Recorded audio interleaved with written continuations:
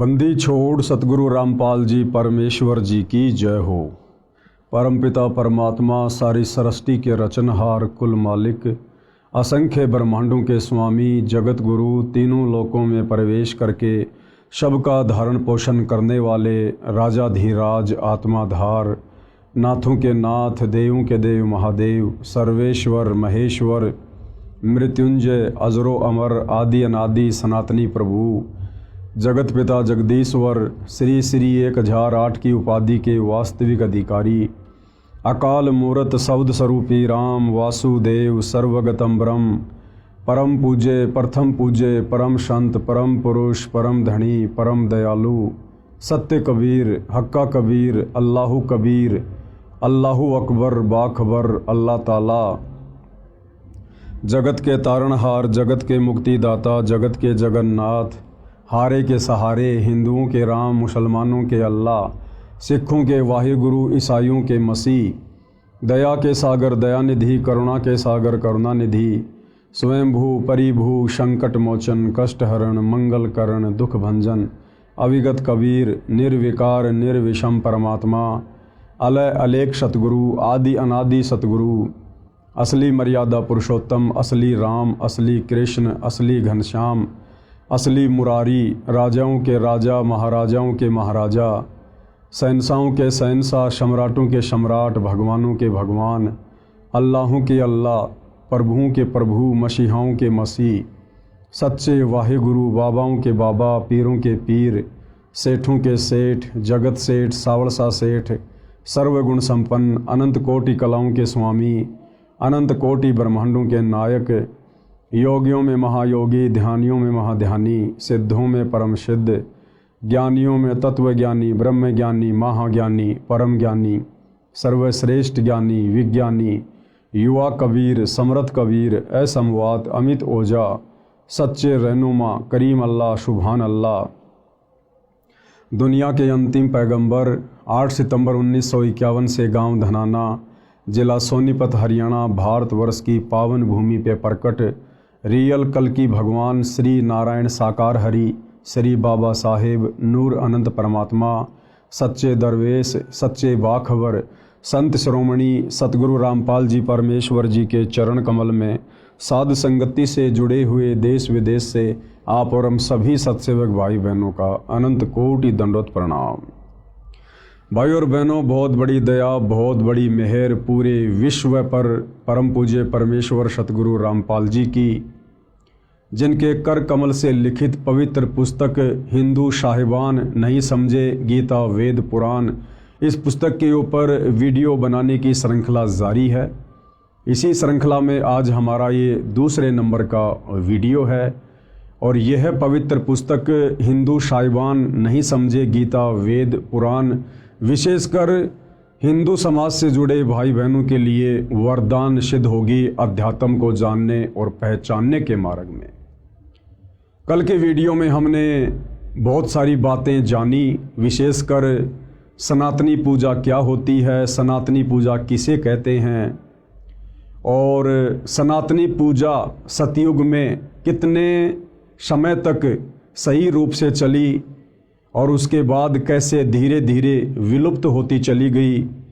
आगे चलकर वही सनातन धर्म अनेक पंथों में विभाजित हो गया, जातियों और संप्रदायों में विभाजित हो गया और वर्तमान समय में सनातनी पूजा पूरी तरह से लुप्त हो चुकी है और पुनः सनातनी पूजा का उत्थान करने के लिए सतलोक से चलकर स्वयं कबीर साहेब सतगुरु रामपाल जी के नाम से धरती पर प्रकट होकर उसी सनातनी पूजा को पुनः लागू कर रहे हैं और निसंदेह 2028 के बाद वह सनातनी पूजा आदि सनातनी पूजा पूरे विश्व में एक बार पुनः लागू होगी।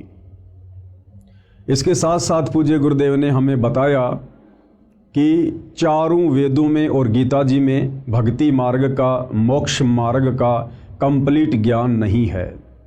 उसके लिए हमने सूक्ष्म वेद को आधार बनाना पड़ेगा।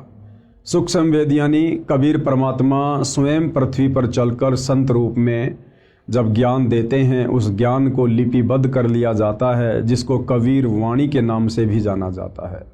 तो 650 साल पहले कबीर परमात्मा सतलोक से चलकर बनारस के काशी शहर में प्रकट हुए थे। 120 वर्ष तक उन्होंने हम आत्माओं को ज्ञान दिया, तत्व ज्ञान दिया। आगे चलकर एक अच्छी आत्मा आदरणीय धर्मदास जी के माध्यम से उस ज्ञान को कबीर सागर नामक पुस्तक में लिपिबद्ध कर लिया गया, जिसको 5वां वेद सूक्ष्म वेद कहते हैं।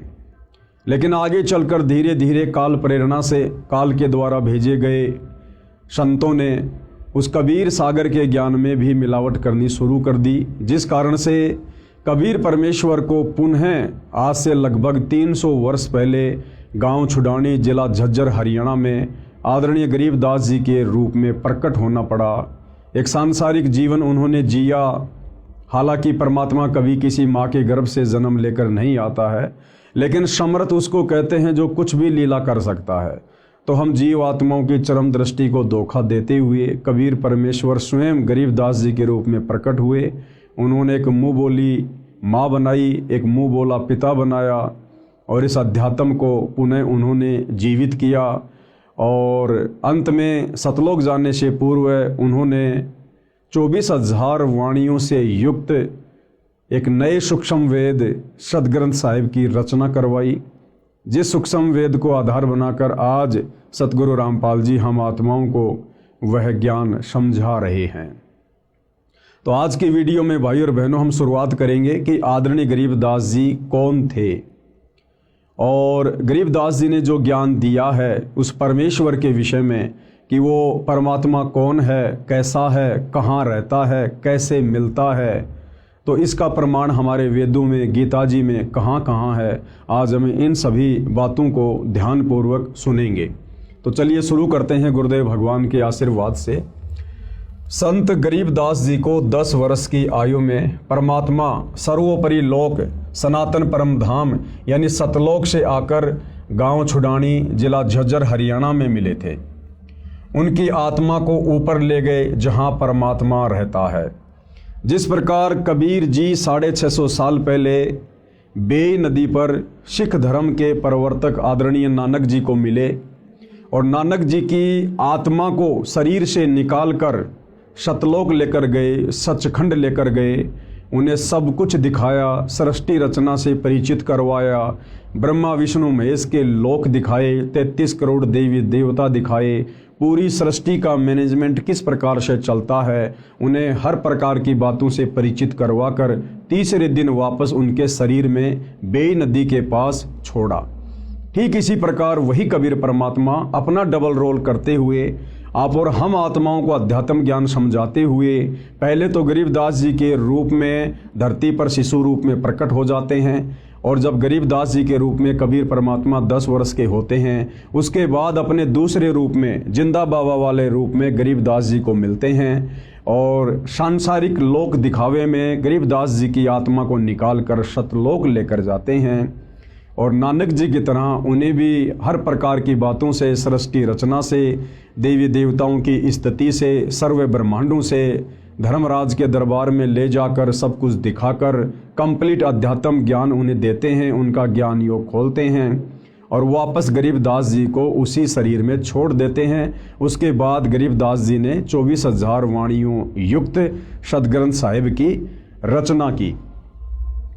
उनकी आत्मा को ऊपर ले गए जहां परमात्मा रहता है। अब वो परमात्मा कहाँ रहता है, कौन है वो परमात्मा, कैसा है वो परमात्मा, इसका जिक्र, इसका वर्णन वेदों में कहाँ कहाँ है। प्रमाण ऋग्वेद मंडल 9 सूक्त 54 मंत्र 3 में कहा है कि परमेश्वर सबसे ऊपर के लोक में विराजमान है। परमेश्वर यानी परम अक्षर ब्रह्म, सत्य पुरुष, कबीर देव सबसे ऊपर के लोक में विराजमान है। अब भाई और बहनों, हिंदू समाज के जो श्रद्धालु धर्मगुरु श्री रामचंद्र जी को भगवान कहते हैं, परमात्मा कहते हैं, श्री कृष्ण जी को भगवान कहते हैं, परमात्मा कहते हैं। अब जिस समय ये वेद लिखे गए थे उस समय तक तो भाई और बहनों श्री राम और श्री कृष्ण जी का जन्म भी नहीं हुआ था। तो ये कहाँ से पूर्ण परमात्मा हो सकते हैं, समर्थ भगवान हो सकते हैं? क्योंकि वेद सतयुग में मनु को मिले थे, मनु ने फिर आगे ऋषियों को दिया, फिर आगे आम समाज में ये ज्ञान उतारा गया। तो वेदों का ज्ञान ब्रह्मा जी के द्वारा अपने वंशजों को सतयुग में दिया गया था, जबकि श्री रामचंद्र जी का जन्म तो त्रेता युग में यानी सतयुग के लाखों वर्ष बाद हुआ था, और श्री कृष्ण जी का जन्म तो अभी ज़्यादा समय नहीं बीता है, लगभग 5,500 वर्ष पहले यानी द्वापर के अंत में श्री कृष्ण जी का जन्म हुआ था।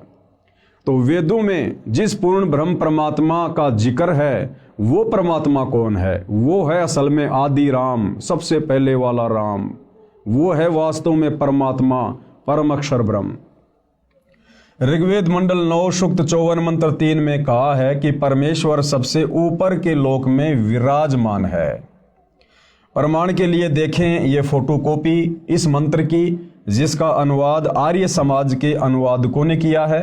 इसके प्रकाशक तिलकराज आर्य, अध्यक्ष आर्य प्रकाशन 814, कुंडेवालान अजमेरी गेट दिल्ली है, तथा मुद्रक अजय प्रिंटर्स शादरा दिल्ली है। और इसमें क्या कुछ लिखा गया है पूर्ण ब्रह्म परमात्मा परम अक्षर ब्रह्म की स्थिति के विषय में हम देखते हैं। प्रमाण ऋग्वेद मंडल नंबर 9 सूक्त 54 मंत्र 3। ये मंत्र आपके सामने है, आप इसको देख सकते हैं, पढ़ सकते हैं। इसका वास्तविक अनुवाद सतगुरु रामपाल जी ने किया है, जो इस प्रकार से है। विवेचन में हम पढ़ते हैं परमेश्वर ने क्या लिखा है, किस प्रकार समझाया है। विवेचन ऋग्वेद मंडल 9 सूक्त 54 मंत्र 3 की फोटोकॉपी में आप देखें, इसका अनुवाद आर्य समाज के विद्वानों ने किया है। यानी समाज को ये भ्रमणा ना हो कि भाई कहीं संत रामपाल जी ने अपनी तरफ से तो वेदों के इन मंत्रों का अनुवाद नहीं कर दिया गया है। इसलिए आप भाई बहनों की संतुष्टि के लिए, आपके विश्वास के लिए, आर्य समाज के जिन विद्वानों को आप जी संस्कृत के प्रकांड ज्ञाता मानते हैं, वेदों के मर्मज्ञ मानते हैं, उन्हीं के द्वारा अनुवादित वेदों की फोटोकॉपी आपको दिखाई गई है, ताकि आपको कोई शंका ना रहे है कि परमेश्वर के विषय में उन विद्वानों ने क्या कुछ लिखा है। उनके अनुवाद में भी स्पष्ट है कि वह परमात्मा भुवनोपरि यानी संपूर्ण ब्रह्मांडों के ऊर्ध्व यानी ऊपर वाले, अर्थात ऊपर तिष्ठति यानी विराजमान है, ऊपर बैठा है, कि वो सबका परमात्मा जो तीनों लोकों में प्रवेश करके सबका धारण पोषण करता है, परम अक्षर ब्रह्म, वो तीनों लोकों से ऊपर यानी वो सतलोक में विराजमान है, सनातन परम धाम में विराजमान है वो परमात्मा। इसका यथार्थ अनुवाद इस प्रकार है। अयम यानी यह, सोम यानी देव, चंद्रमा जैसा शीतल अमर परमेश्वर, सूर्य है, सूर्य के नए यानी समान, विश्वानी यानी सर्व को यानी सभी को, पुनान यानी पवित्र करता हुआ, भुवनोपरि अर्थात सर्व ब्रह्मांडों के ऊर्ध्व अर्थात ऊपर, तिष्ठति यानी बैठा है। अब भावार्थ में हम इसको अच्छे से समझेंगे। भावार्थ में पूज्य गुरुदेव भगवान ने हमें किस प्रकार से समझाया है। भावार्थ, जैसे सूर्य ऊपर है, क्या कह रहे हैं गुरुदेव भगवान, जैसे सूर्य ऊपर है और अपना प्रकाश तथा उष्णता से सर्व को लाभ दे रहा है।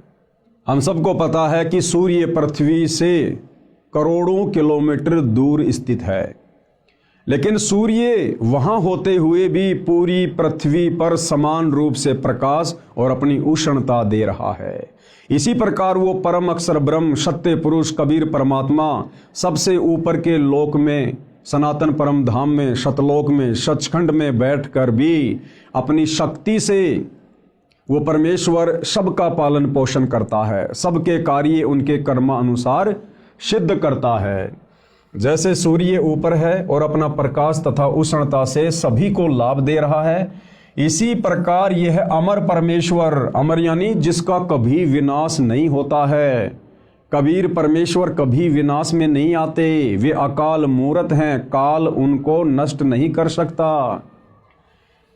इसी प्रकार यह अमर परमेश्वर जिसका ऊपर के मंत्र में वर्णन किया है, सभी ब्रह्मांडों के ऊपर बैठा है। कबीर परमेश्वर जी ने संत गरीबदास जी को उसी परमेश्वर ने ऊपर ले जाकर पुनः पृथ्वी पर छोड़ा था। उनको मरा हुआ जानकर अंतिम संस्कार के लिए चिता पर रख दिया गया था। ये गरीबदास जी के विषय में एक लंबी कहानी है कि किस प्रकार से गरीबदास जी को मरा हुआ जानकर जब उनकी आत्मा को शरीर से निकालकर जिंदा बाबा के रूप में कबीर परमात्मा सतलोक लेकर गए थे, तो पीछे से गांव वालों ने सोचा कि गरीबदास जी मर चुका है और उनको मरा हुआ जानकर उनके शरीर को चिता पर लेटा दिया था। उसी समय सतलोक में बैठे परमात्मा ने कहा कि गरीबदास देख, तेरे शरीर को मरा हुआ जानकर तुझे जलाने जा रहे हैं बेटा, वो तेरे शरीर को नष्ट कर देंगे, अब तू तुरंत नीचे जा। और कबीर परमात्मा ने सेकंडों में सतलोक से, जिस सतलोक की दूरी पाताल लोक से 16 शंख कोश है, एक सेकंड के अंदर कबीर परमेश्वर ने अपनी शक्ति से गरीबदास जी के शरीर में वापस आत्मा प्रवेश करवा दी।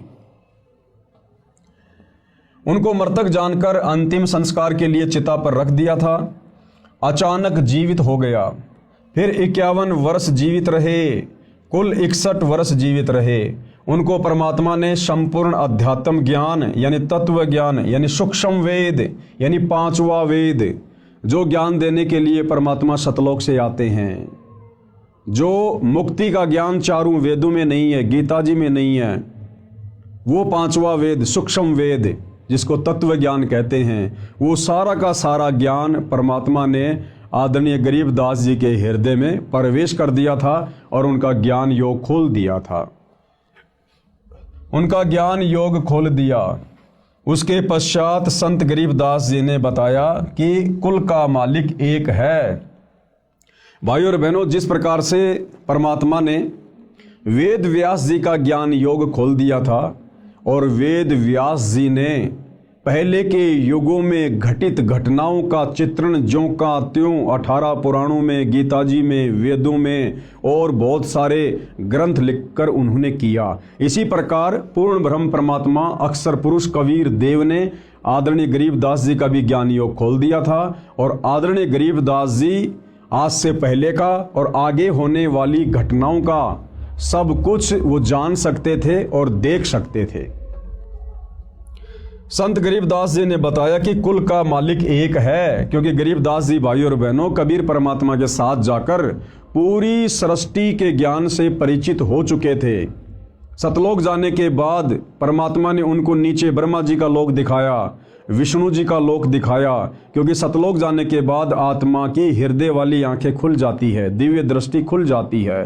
सतलोक में बैठे बैठे ये जीव यहाँ का सब कुछ बिल्कुल स्पष्ट रूप से देख सकते हैं, जिस प्रकार हम दूरबीन से बहुत दूर की वस्तु भी साफ साफ देख सकते हैं।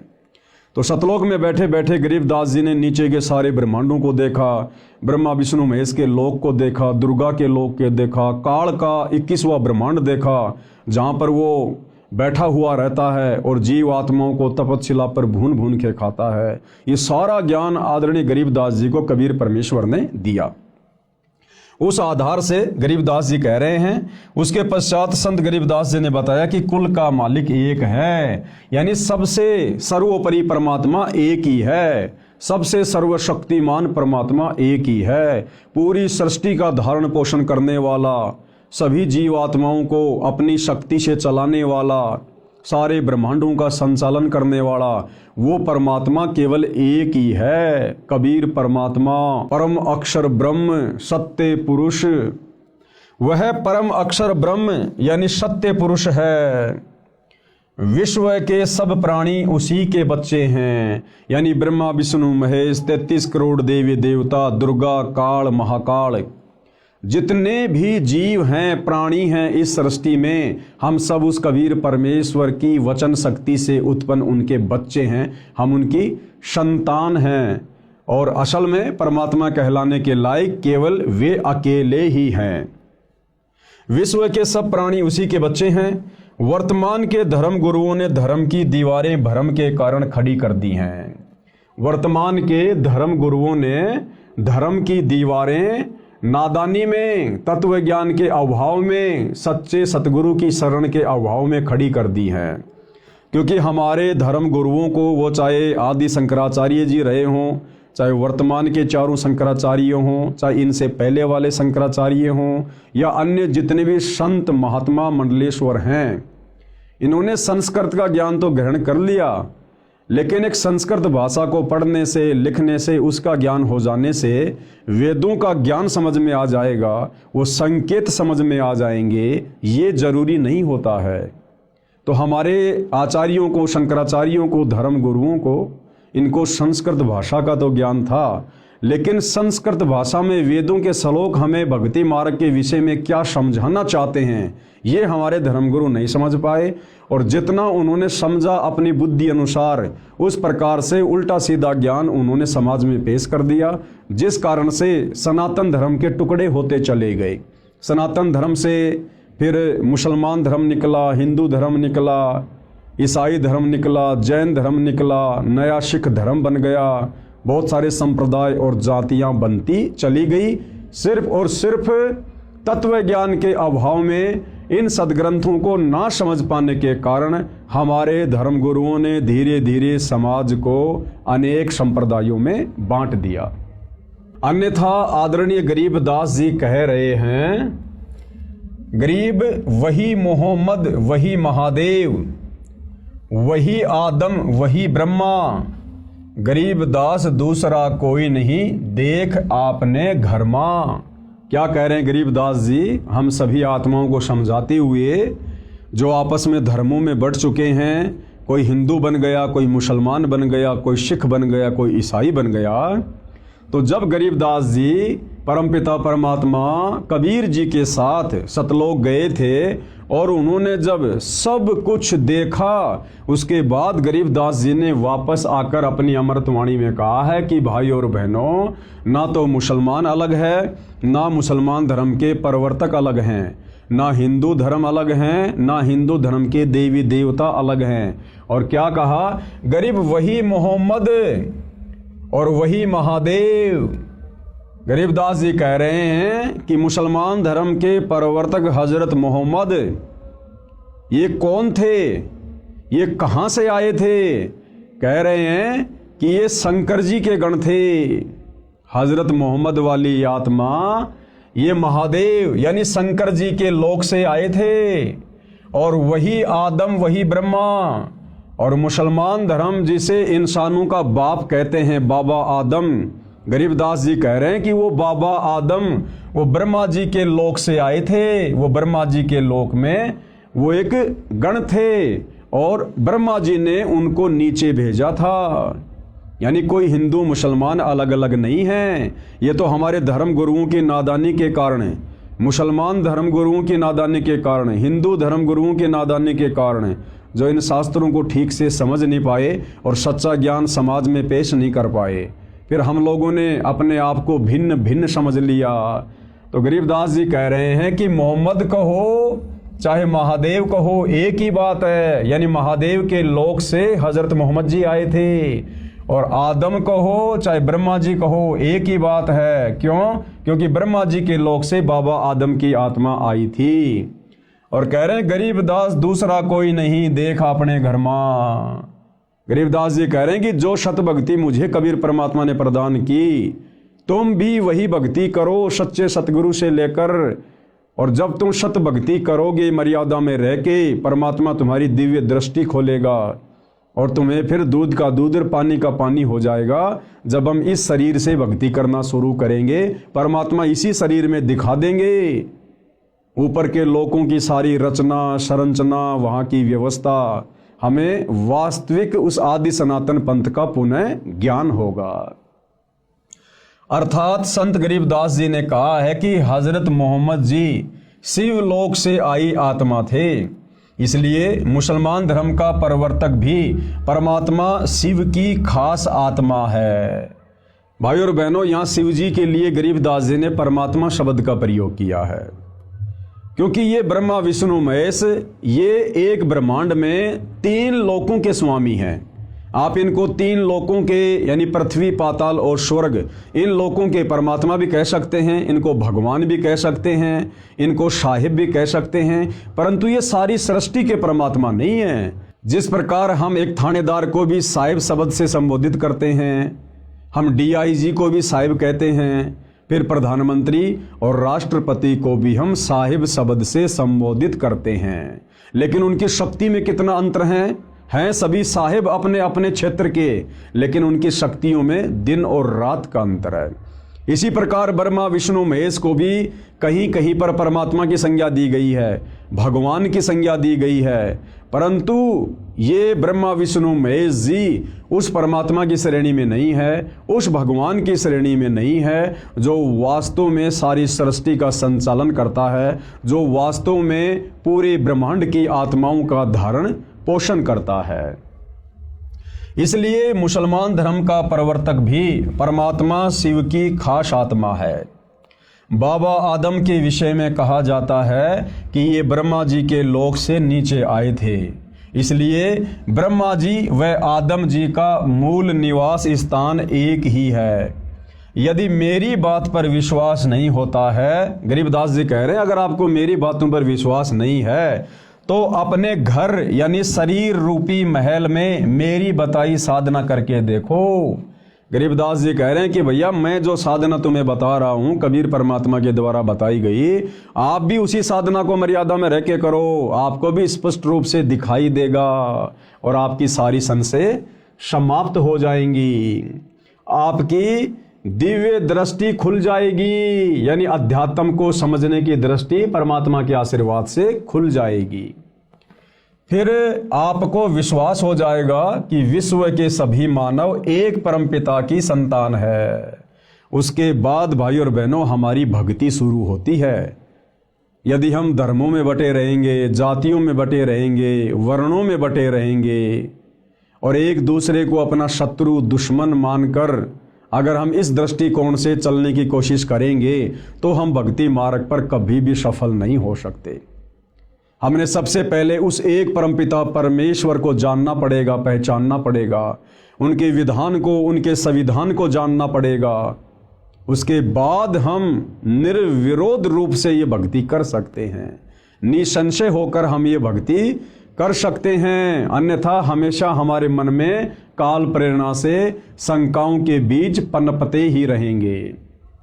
विचार करो, मुसलमान धर्म की शुरुआत यानी स्टार्टिंग हजरत ईसा जी के जन्म से लगभग 450 वर्ष पश्चात हुई है, यानी आज से लगभग 2500 वर्ष पहले ईसाई धर्म के प्रवर्तक हजरत ईसा जी का जन्म हुआ था और हजरत ईसा के जन्म के लगभग 450 वर्ष बाद मुसलमान धर्म के प्रवर्तक हजरत मोहम्मद जी का जन्म हुआ था। उसके बाद इस्लाम धर्म की शुरुआत हुई थी।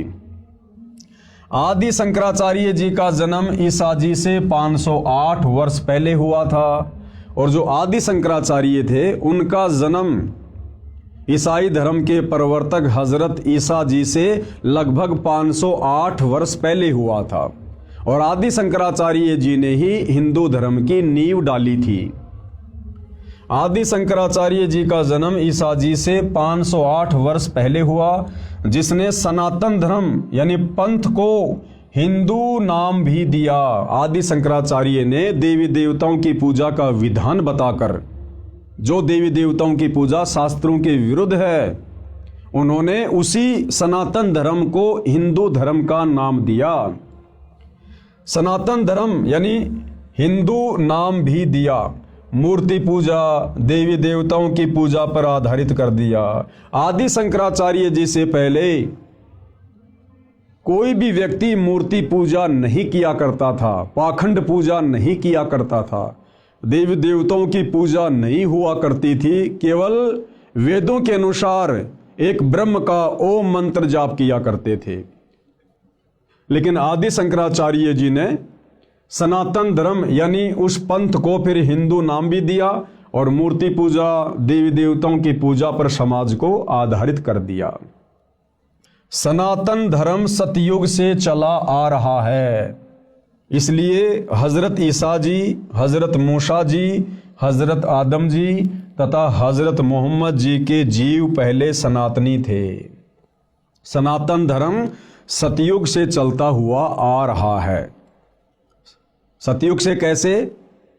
यानी हमारे जितने भी पूर्वज थे वो सभी वेदों के अनुसार साधना किया करते थे, धर्म कर्म किया करते थे। और जो व्यक्ति वेदों के अनुसार साधना करते हैं उनको सनातनी कहते हैं, सनातनी।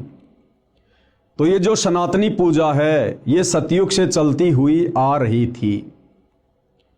और हजरत मोहम्मद जी, हजरत ईसा जी, आदि शंकराचार्य जी, बाबा आदम जी, इन सभी जीवों की आत्माएं पहले के युगों में भी थी, क्योंकि जब तक हमारा पूर्णतया मोक्ष नहीं हो जाता है तब तक आत्मा शरीर धारण करती रहती है, कभी मनुष्य का तो कभी 84 लाख योनियों में पशु और पक्षियों का।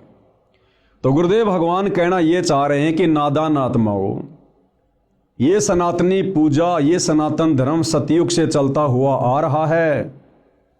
और इस सनातन धर्म के टुकड़े हुए आदि शंकराचार्य के बाद लगभग आज से 3200 साल पहले आदि शंकराचार्य जी का जन्म हुआ।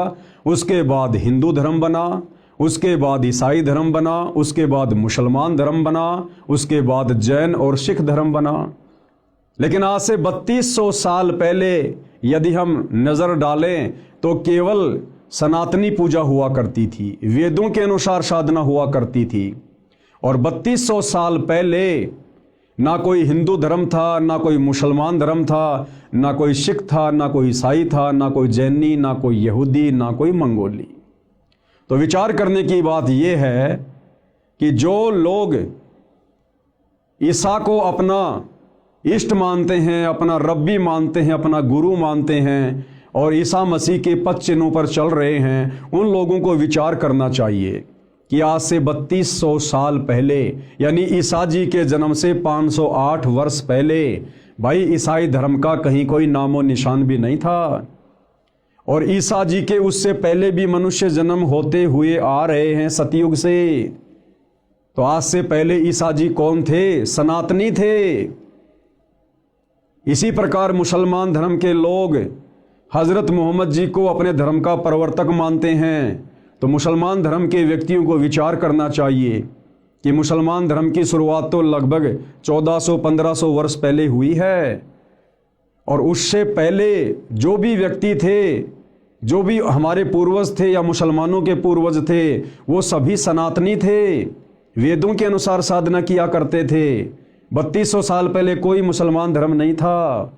तो सबको विचार करना चाहिए कि हम सब एक परमपिता परमात्मा के बच्चे हैं। हम सबका एक ही धर्म है, मानव धर्म, जिसके अंदर इंसानियत है, मानवता है, वो व्यक्ति धार्मिक है। और हमारी कोई जाति नहीं है, हम सब जीव हैं, जीव। कल को शरीर छूटने के बाद अगर भक्ति सही नहीं बनी तो 84 लाख योनियों में जाकर अन्य प्राणियों के शरीर धारण करेंगे। फिर 84 लाख योनियों का चक्कर काटने के बाद एक मनुष्य जन्म मिलेगा। और वो मनुष्य जन्म ना जाने फिर किस धर्म में मिल जाए, किस जाति में मिल जाए।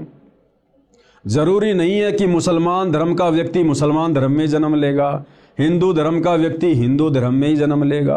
क्योंकि वर्तमान में हम जितने भी व्यक्ति आपस में धर्मों में बटे हुए हैं, हिंदू, मुसलमान, सिख, ईसाई, आज से 3200 वर्ष पहले हमारे पूर्वज सनातनी थे, सभी वेदों के अनुसार साधना किया करते थे। हम सब के संस्कार आपस में रले मिले हैं। तो भाइयों और बहनों, हमने इस सत्य आध्यात्मिक ज्ञान को समझकर, पहचान कर, इतिहास में नज़र डालकर, उसके बाद आप और हमने सतगुरु रामपाल जी से सत उपदेश लेकर ये सत भक्ति शुरू करनी चाहिए। जिस सत भक्ति के करने से हमारी आत्मा का कल्याण होगा। फिर हमने ना कभी हिंदू बनना, ना मुसलमान बनना, ना सिख बनना, ना ईसाई बनना, ना इस गंदे लोक में जन्म मरण के चक्कर में पड़े रहना, ना हमने गधे कुत्ते सूअर की योनियों में जाना, ना हमने नरक भोगना। हम उस परम अक्षर ब्रह्म सत्य पुरुष कबीर देव के साथ में, जिस कबीर देव ने आदरणीय गरीबदास जी को ले जाकर अपना सनातन परम धाम सतलोक दिखाया, जिस परम अक्षर ब्रह्म कबीर देव ने बेई नदी से आदरणीय नानक जी की आत्मा को शरीर से निकालकर सचखंड ले जाकर सर्व ज्ञान कराया, सारे लोक दिखाए, वहाँ के सुख दिखाए, वहाँ के ठाट बाट दिखाए, सतलोक में रहने वाली आत्माओं से मिलाया, उनके कितने सुंदर शरीर हैं, कैसा उनका परिवार है, कितने वहाँ पर ठाट बाट है। उसके बाद नानक जी ने नीचे आकर बखूबी उसका वर्णन किया और गरीबदास जी ने भी किया। तो इस प्रकार से भाई और बहनों, वर्तमान में हमने पुनः सनातन की ओर चलना होगा, हमने उसी सनातनी पूजा को अपनाना होगा और तभी आप और हमारा मोक्ष संभव है। अन्यथा खाली जुबान से सनातन की बात करने वाले वर्तमान के साधु संत महात्मा, इनको भाई और बहनों सनातन के सह का भी ज्ञान नहीं है। तो क्या कह रहे हैं गुरुदेव भगवान? इसलिए विश्व के सब प्राणी एक परमात्मा के बच्चे हैं, कबीर परमात्मा के बच्चे हैं, उस परम अक्षर ब्रह्म के बच्चे हैं, सत्य पुरुष के बच्चे हैं। हम जितनी भी आत्माएं हैं, ब्रह्मा विष्णु महेश से लेकर गधे कुत्ते सूअर, हम इंसान, हम सब उसी एक परमपिता परमेश्वर के बच्चे हैं। आगे पूज्य गुरुदेव भगवान क्या कह रहे हैं अपने विषय में जानकारी देते हुए? मेरा यानी रामपाल दास का विचार यह है कि जीव हमारी जाति है, मानव धर्म हमारा, हिंदू मुस्लिम सिख ईसाई धर्म नहीं कोई न्यारा। गुरुदेव भगवान क्या कह रहे हैं कि जीव हमारी जाति हैं, कि भाई हम सब जीव हैं। आज भले कोई प्रधानमंत्री बना है, कोई राष्ट्रपति बन के बैठा है, या ऊपर के लोकों में देवी देवता बन के बैठे हैं, ब्रह्मा विष्णु महेश की पोस्ट पर बैठे हैं, हम सब जीव हैं। जब कल को ब्रह्मा विष्णु महेश का समय पूरा होगा, जब उनकी वो गद्दी छीन ली जाएगी काल के द्वारा, फिर उनको नीचे के लोकों में पटका जाएगा, वो भी आप और हमारी तरह साधारण से मनुष्य का जीवन जिएंगे। और यदि उस मनुष्य जीवन में उनको सच्चा सतगुरु नहीं मिला, तो फिर से उन्हीं ब्रह्मा विष्णु महेश जी की आत्माओं को 84 लाख योनियों में गधे कुत्ते के शरीरों में कष्ट भोगना पड़ेगा। तो कहने का मतलब है हम सब जीव हैं, जीव। परमात्मा केवल एक ही है सृष्टि में, कबीर देव परम अक्षर ब्रह्म। तो परम पूज्य गुरुदेव सतगुरु रामपाल जी का यह नारा है कि जीव हमारी जाति है, यानी हमने इस प्रकार से अपने अभिमान अहंकार को त्याग देना चाहिए कि भाई हमारी कोई औकात नहीं है। आज यहाँ भले कोई 5 साल के लिए 10 साल के लिए प्रधानमंत्री बन के बैठा है, उसकी तूती बोल रही है, उसकी महिमा बोल रही है, उसके हाथों में सारी पावर है, शक्ति है, लेकिन कब तक? जिस दिन उसको प्रधानमंत्री के पद से हटा दिया जाएगा, वो शक्ति उसके हाथों में नहीं रहेगी। और जिस दिन उसका शरीर छूट जाएगा, उसकी मृत्यु हो जाएगी, फिर यम के दूत उसकी गर्दन पकड़ कर लेके जाएंगे, यदि उस प्रधानमंत्री ने सच्चा सतगुरु बनाकर सत भक्ति नहीं की तो। और फिर वो जीव संज्ञा में आ जाएगा, फिर उसको नरक भी भोगना पड़ेगा, उसको 84 लाख योनियों में पशु पक्षियों के जन्म भी भोगने पड़ेंगे। इसलिए गुरुदेव कहते हैं कि अजीव ने कभी भी अभिमान नहीं करना चाहिए। जीव हमारी जाति है और मानव धर्म हमारा, और जिसके अंदर नेक नीति है, मानवता है, इंसानियत है, दया धर्म है, कहते हैं यही सबसे बड़ा धर्म है। ये हिंदू मुस्लिम सिख ईसाई ये कोई धर्म नहीं है, ये तो हमारे धार्मिक गुरुओं की नादानी के कारण आपस में समाज बटा हुआ है और हमने एक दूसरे को अपना शत्रु मान लिया है। हिंदू मुस्लिम सिख ईसाई धर्म नहीं कोई न्यारा। अध्यात्म ज्ञान विज्ञान से सिद्ध करता हूं कि विश्व के प्राणी एक परमात्मा के बच्चे हैं, जो उस अपने पिता के पास जाने के लिए इच्छुक हैं। देखो भाई और बहनों, चाहे सतयुग में कोई भक्ति कर रहा था, तप कर रहा था, साधना कर रहा था, चाहे त्रेता में, चाहे द्वापर में, चाहे कलयुग के वर्तमान समय में, हर प्राणी इसी चाहत में भक्ति करता है कि मेरे को सदा के लिए सुख हो जाए। भाई और बहनों, हम देखते हैं बहुत सारी सीरियल में, बहुत सारी धार्मिक पुस्तकों में कि भाई हिरण्यकश्यप ने ब्रह्मा जी की साधना की, भस्मासुर ने शंकर जी की साधना की, विश्वामित्र जी ने साधना की, अन्य बड़े बड़े तपस्वियों ने साधना की, और उन्होंने ब्रह्मा जी को प्रसन्न किया, किसी ने विष्णु जी को, किसी ने शंकर जी को, किसी ने माता जी को। और जब वो देव उनके सामने उपस्थित होते थे, प्रकट होते थे उनकी साधना के प्रतिफल में विवश होकर उनको वरदान देने के लिए, तो भाई और बहनों आप ध्यान दीजिएगा, जब वो कहते थे कि मांगो वत्स तुम्हें क्या चाहिए, तुम्हारी साधना से मैं अति प्रसन्न हूँ, तो सबसे पहले वो यही मांगा करते थे कि हे भगवान मुझे वरदान दीजिए कि मैं अमर हो जाऊं, मैं किसी के भी मरने में ना आऊं, मुझे मारने में कोई भी सक्षम ना हो, मुझे फला फला राज्य अखंड प्राप्त हो जाए। तो वो ब्रह्मा विष्णु महेश यही कहा करते थे कि भाई ये हम नहीं कर सकते। इस सृष्टि में ना कोई अमर है, ना कोई अमर था, ना कोई अमर रहेगा। कौन सी सृष्टि में? काल के 21 ब्रह्मांड वाली सृष्टि में। फिर वो दूसरा वरदान मांगा करते थे कि ठीक है, मैं दिन में मरूं ना रात में मरूं, सुबह मरूं ना शाम में मरूं। इस प्रकार अपनी कल्पनाओं के आधार से वरदान वगैरह मांग लिया करते थे। और हम सबको पता है भाई और बहनों, अंत में उस हिरण्यकश्यप का अंत भगवान ने नरसिंह रूप धारण करके किया।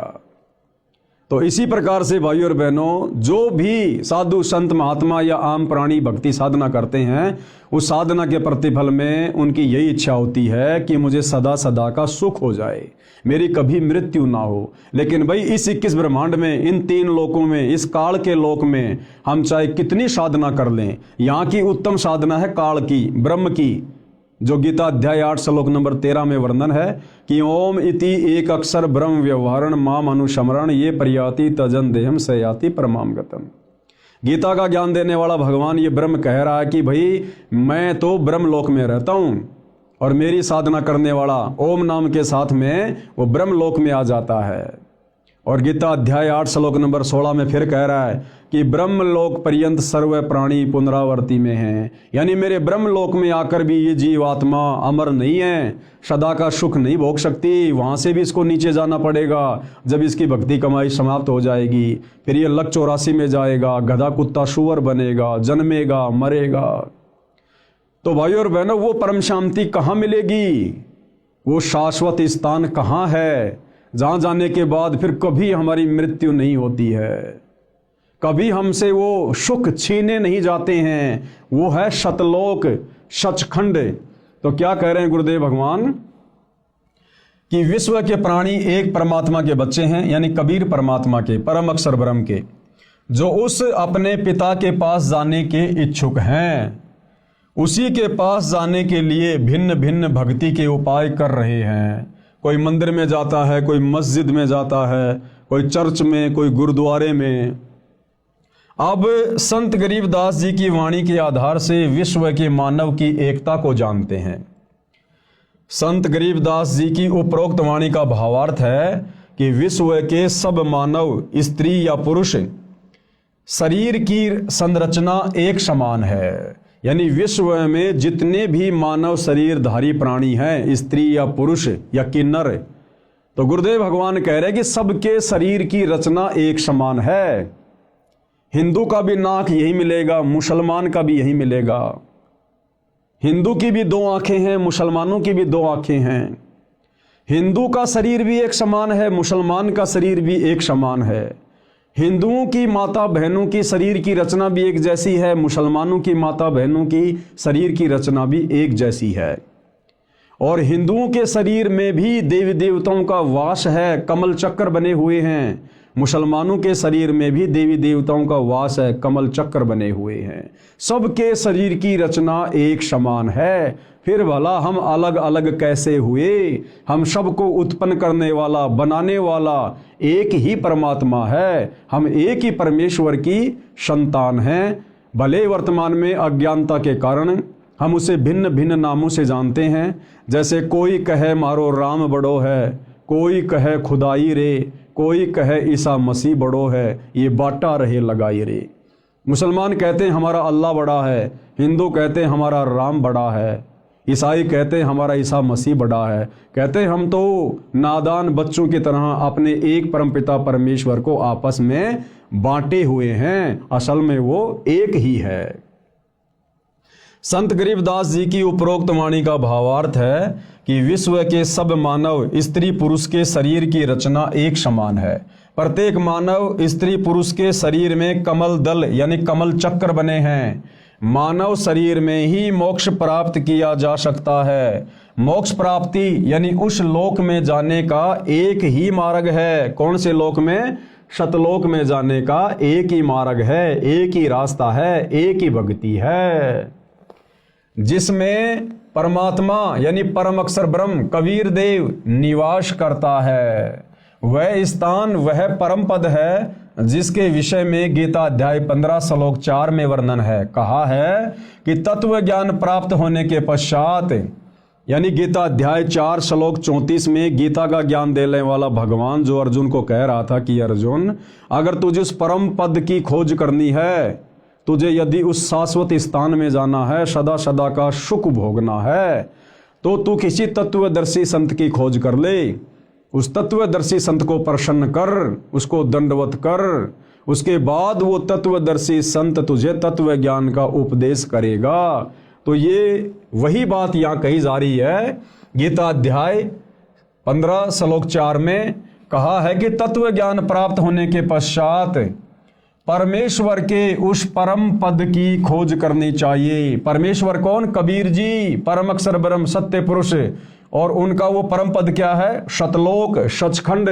कहते फिर उस सचखंड की खोज करनी चाहिए, जहां जाने के पश्चात साधक यानी भगत फिर लौटकर संसार में कभी नहीं आते।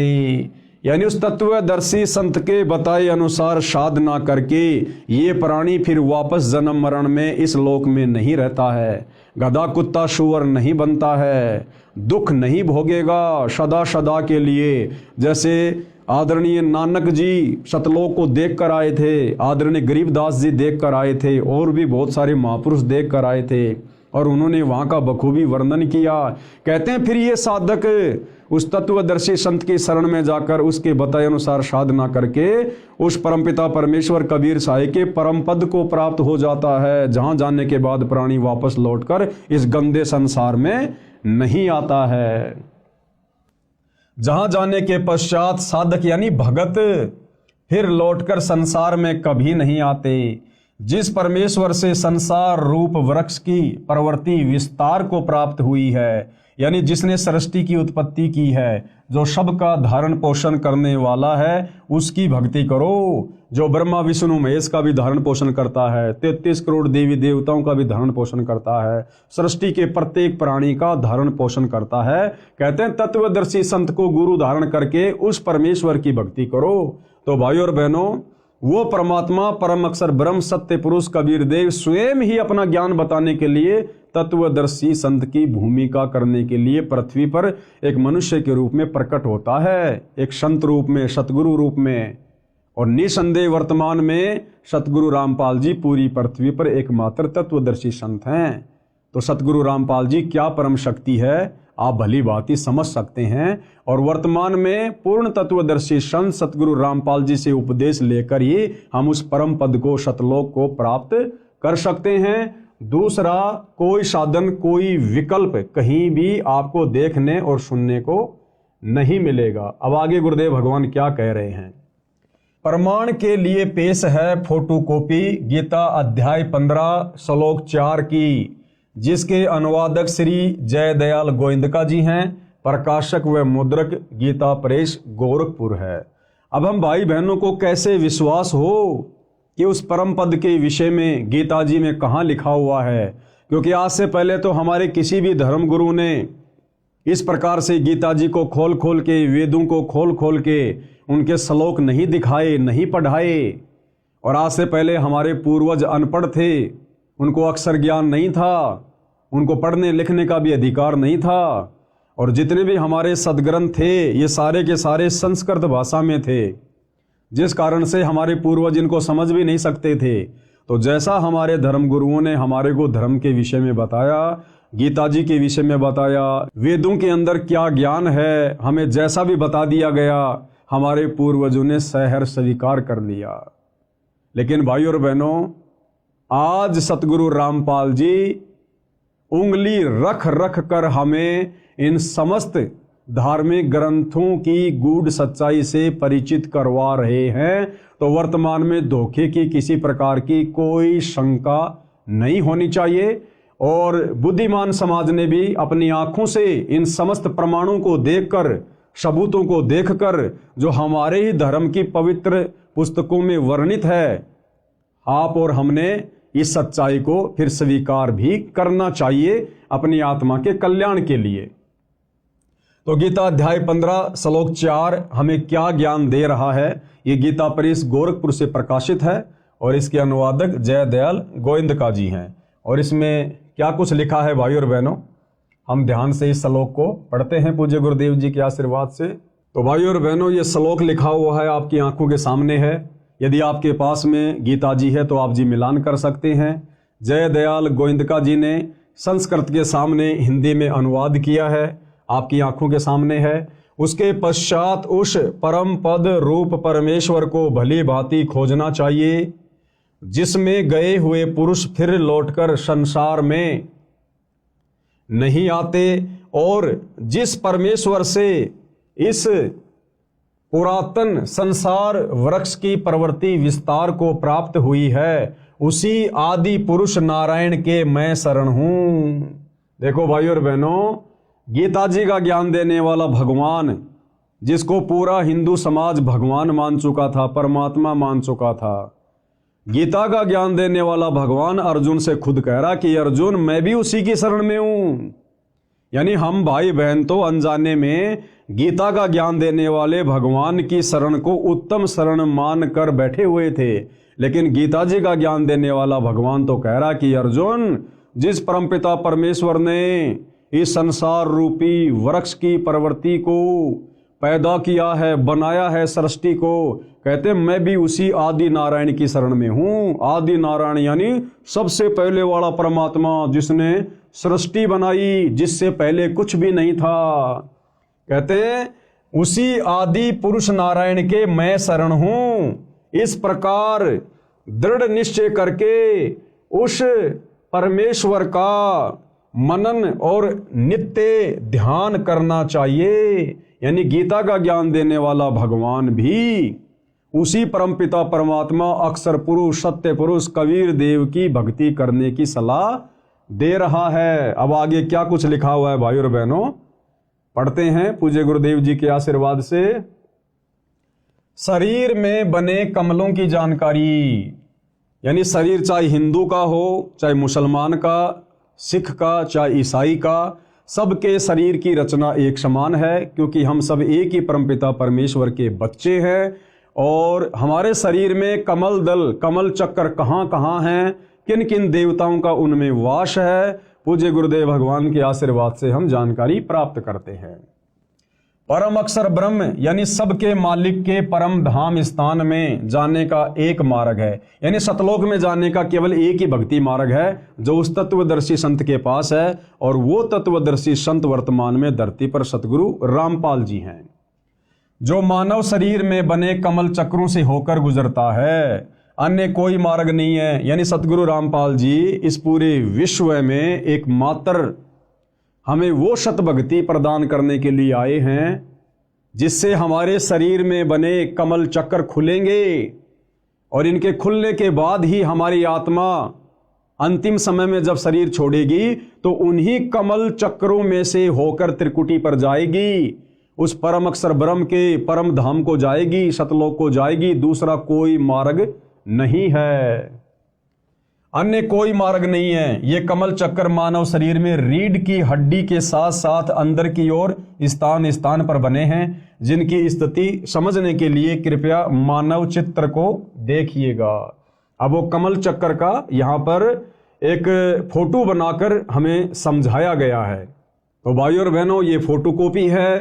हिंदू, मुसलमान, सिख, ईसाई यानी पूरे विश्व के जितने भी मानव शरीरधारी प्राणी हैं, स्त्री या पुरुष, उन सब के शरीर की रचना सेम टू सेम है। सभी के शरीर के कमल चक्र में इन देवी देवताओं का वास है, जिनके नाम, गांव, पते सब कुछ इनके आगे लिखे हुए हैं। कौन से चक्र में कौन से देवता का वास है, कौन से दल में कौन से देवता का वास है। शरीर पिंड में बने कमल चक्रों के चित्र। अब हम इसको आगे पढ़ते हैं। आप देख रहे हैं यह चित्र, इसमें प्रत्येक कमल की स्थिति स्पष्ट की है। प्रत्येक कमल में प्रवेश द्वार है जो बंद रहता है। ये कमल चक्कर केवल सतगुरु रामपाल जी की सत भक्ति करने वाले भक्तों के ही खुलते हैं। अन्य किसी भी विधि से, किसी भी भक्ति से आप चाहे लाख वर्ष मनमुखी जाप कर लो, राधे राधे श्याम का जाप कर लो, ओम नमो भागवते वासुदेवाय का जाप कर लो, कावड़ ले आओ, पैदल यात्रा कर लो, हिमालय की गुफाओं में चले जाओ, किसी भी यत्न और प्रयत्न से मानव शरीर में बने कमल चक्र नहीं खुलते, जिन कमल चक्रों से अंत में हमारी आत्मा उस परम धाम को जाती है। इस प्रकार की स्थिति प्रत्येक मानव स्त्री पुरुष के शरीर में है। सब कमल चक्र बंकनाल एक टेढ़ी मेढ़ी नाड़ी से जुड़े हैं। वह पाइप यानी नलकी की तरह हैं, जिसको बंकनाल कहा जाता है। उसमें कमलों के द्वारों से अन्य कोई प्रवेश द्वार नहीं है। जीवात्मा हृदय कमल में रहता है।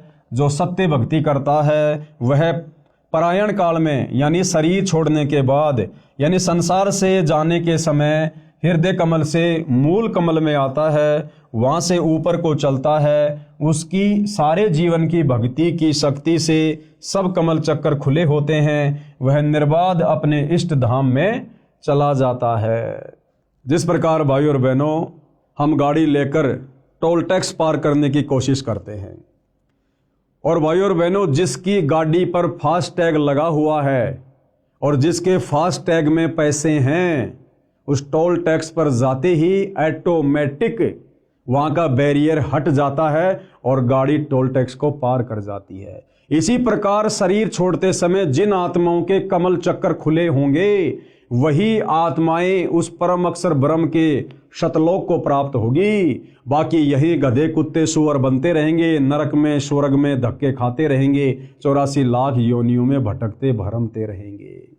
तो ये कमल चक्कर खोलने की सतभक्ति वर्तमान में केवल सतगुरु रामपाल जी के पास है, केवल सतगुरु रामपाल जी के पास में। और आगे पूज्य गुरुदेव भगवान हमें क्या बता रहे हैं विशेष, जैसे टीवी यानी टेलीविजन में चैनल बने होते हैं, जो कार्यक्रम टीवी पर देखा जाता है वह वास्तव में कहीं अन्य स्थान पर हो रहा होता है। जिस प्रकार बहुत सारे भाई बहन क्रिकेट का मैच देखते हैं अपने घरों में बैठकर। भाई और बहनों क्रिकेट का मैच हो रहा है दुबई में और हिंदुस्तान वाले सेम टाइम अपने घर पर टीवी में देख रहे हैं। इसी प्रकार ये ब्रह्मा विष्णु महेश जी अपने अपने लोकों में ऊपर हैं, लेकिन उनकी शक्ति हमारे शरीर में बने इन कमल चक्रों में समाई रहती है। उनकी जो तरंगे हैं, उनकी जो वो गुण हैं, उनकी जो पावर है वो वहाँ से हमारे को प्रभावित करती रहती है। तो इसी प्रकार गुरुदेव भगवान ने हमें टीवी का उदाहरण देकर समझाना चाहा है। जैसे टीवी यानी टेलीविजन में चैनल बने होते हैं, जो कार्यक्रम टीवी पर देखा जाता है वह वास्तव में कहीं अन्य स्थान पर हो रहा होता है, वह चैनल पर दिखाई देता है। इसी प्रकार निम्न देव व परमात्मा अपने अपने लोकों में रहते हैं, यानी हमारे शरीर में बने हुए कमलों में जो देवी देवता विराजमान हैं वो वास्तव में अपने ऊपर के लोकों में हैं, अपने यथा स्थान पर हैं। लेकिन जब हमारे ये कमल चक्कर खुल जाते हैं तो हम ऊपर के लोकों में, उन देवी देवताओं के लोकों में क्या कुछ घटनाएं घटित हो रही हैं हम सब कुछ देख सकते हैं। जिस प्रकार मैच हो रहा है साउथ अफ्रीका में और हम हिंदुस्तान में अपने टीवी में, यदि हमारे टीवी का वो कनेक्शन सही है, डिश वगैरह सही है और रिचार्ज है, तो हम रिमोट दबाकर घर बैठे टीवी पर दक्षिणी अफ्रीका में हो रहे उस प्रोग्राम को देख सकते हैं।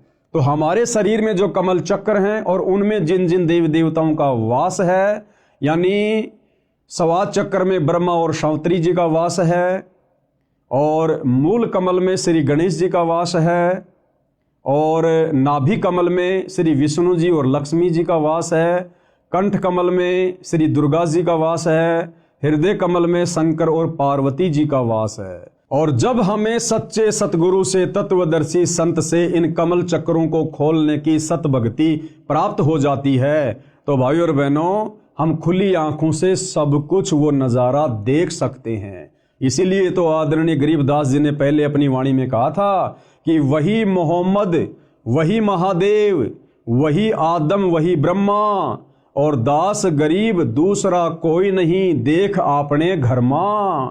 यानी सच्चे सतगुरु से सतभक्ति प्राप्त करके इन कमल चक्रों को खोलकर उसके बाद आप अपनी आंखों से देख सकते हैं कि हजरत मोहम्मद जी कहाँ से आए थे और बाबा आदम जी कहाँ से आए थे। उसके बाद हमारे सारे संशय स्वतः ही समाप्त हो जाते हैं। जैसे टीवी यानी टेलीविजन में चैनल बने होते हैं, जो कार्यक्रम टीवी पर देखा जाता है वह वास्तव में कहीं अन्य स्थान पर हो रहा होता है। वह चैनल पर दिखाई देता है। इसी प्रकार निम्न देव यानी शरीर के कमल चक्रों में जो देवी देवता हैं वह परमात्मा अपने अपने लोकों में होते हुए टीवी चैनल की तरह कमलों में दिखाई देते हैं। जैसे सूर्य प्रकाश ऊर्जा यंत्र सोलर सिस्टम पर सूर्य का प्रकाश पड़ने से उसमें ऊर्जा संचित होने लगती है, इसी प्रकार मंत्रों के जाप से कमल खुल जाते हैं। जिस प्रकार सूर्य हमारे से कितना करोड़ों किलोमीटर दूर है और आजकल वैज्ञानिकों ने एक सोलर सिस्टम बना दिया, सोलर पैनल, और जैसे सूर्य की किरणें उस सोलर पैनल पर गिरनी शुरू होती हैं, नीचे इन्वर्टर से बैटरी चार्ज होनी शुरू हो जाती है, वो लाइट जमा होनी शुरू हो जाती है। इसी प्रकार जब हम सच्चे सतगुरु से सत भक्ति प्राप्त करेंगे तो भाइयों और बहनों, ऊपर के लोकों में बैठे हुए देवी देवता और उनके नज़ारे हमारे शरीर के कमल चक्कर में बने हुए, जब वो कमल चक्कर खुल जाते हैं हम बखूबी देख सकते हैं, सारी सच्चाई से परिचित हो सकते हैं। जैसे सूर्य प्रकाश ऊर्जा यंत्र यानी सोलर सिस्टम पर सूर्य का प्रकाश पड़ने से उसमें ऊर्जा संचित होने लगती है, इसी प्रकार मंत्रों के जाप से कमल खुल जाते हैं। उससे पहले मुरझाए रहते हैं, यानी जब तक वो कमल चक्र नहीं खुलते हैं, हमें सत भक्ति नहीं मिलती है, तब तक वो मुरझाए रहते हैं। जिस प्रकार से फुटबॉल होती है और फुटबॉल के अंदर उसका एक वो ब्लेडर होता है, जब उसमें हवा नहीं होती है तो मुरझाया हुआ होता है, और जब उसमें पाइप लगाकर हवा भर दी जाती है तो वो बिल्कुल गोल मटोल हो जाती है और उसको जरा सी हाथ से मारते ही बहुत ऊपर तक जाती है। तो इसी प्रकार जब हमें सच्चे सतगुरु से सत भक्ति प्राप्त हो जाएगी तो धीरे धीरे हमारे शरीर में बने कमलों में जो ये इनके जो द्वार हैं, ये धीरे धीरे फिर सत भक्ति के प्रभाव से फूलने शुरू हो जाते हैं, खिलने शुरू हो जाते हैं। इसी प्रकार मंत्रों के जाप से कमल खुल जाते हैं, उससे पहले मुरझाए रहते हैं। कमल खुलने के बाद प्रत्येक देवता की शक्ति साधक के अंतःकरण यानी आत्मा पर प्रभाव डालने लगती है, जिससे भक्ति संचित होने लगती है। संत गरीबदास जी ने सूक्ष्म वेद में बताया है, उसमें कहा है कि तीनों देवता कमल बसें ब्रह्मा विष्णु महेश, प्रथम इनकी वंदना सुन सतगुरु उपदेश।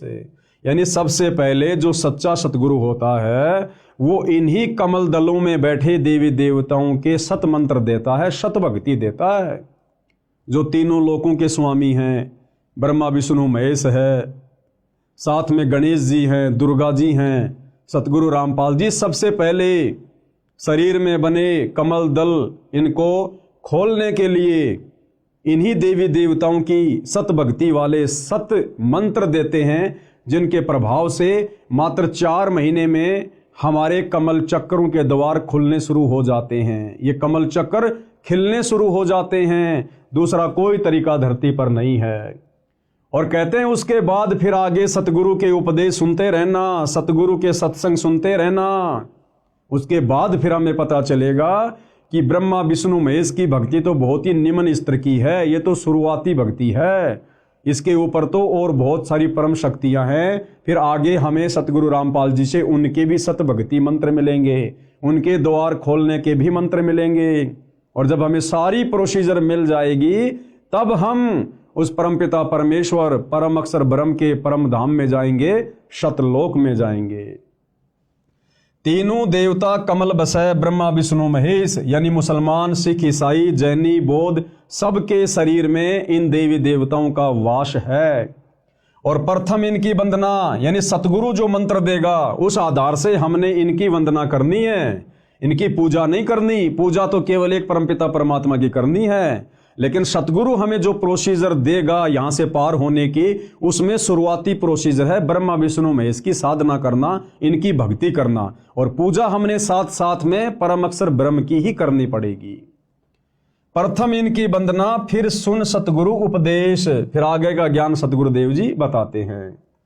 अर्थात श्री ब्रह्मा जी, श्री विष्णु जी तथा श्री शिव जी तीनों देवता हमारे शरीर में बने कमल दलों यानी कमल चक्रों में बसे निवास करते हैं। इसलिए सर्वप्रथम साधना स्तुति इनकी करनी होती है।